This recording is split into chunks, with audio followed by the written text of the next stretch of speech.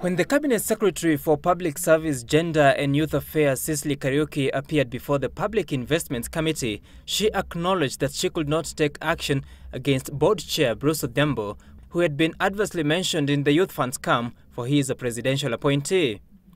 Even then, Kariuki admitted to having written to the President through the Chief of Staff and Head of Public Service, Joseph Kinyua, recommending the suspension of Odhiambo and 8 other board members, appointees of the Cabinet Secretary. The chairman of the board is an appointee of His Excellency the President, not my office. 10 days later, Bruce Odhiambo and fellow directors are still in office. In April 2014, the then chair of the Youth Fund Board, Gor Semelango, was removed by the then Cabinet Secretary Anne Waiguru through a Gazette notice. Reasons for his removal were never made clear, 16 months after he was appointed by President Mwai Kibaki. When that decision was made, President Uhuru Kenyatta was not in the country. He was in London for the First Lady's Marathon and a tour of the United Kingdom.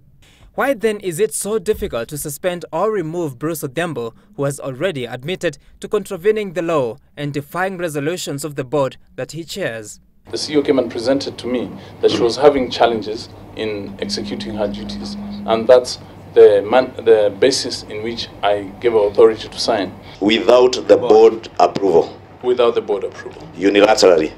Unilaterally. His decision led to the payment of 180.9 million shillings for a fictitious ICT strategy project, the genesis of the current mess that the Youth Fund finds itself in.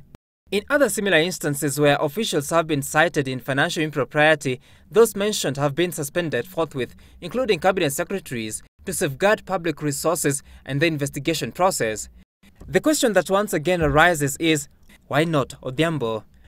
Some members of the Public Investments Committee quipped that Odhiambo is a super chairman who rides a state car that cost 12 million shillings, a car that he is not entitled to according to the State Corporations regulations and whose procurement was said to have been irregular.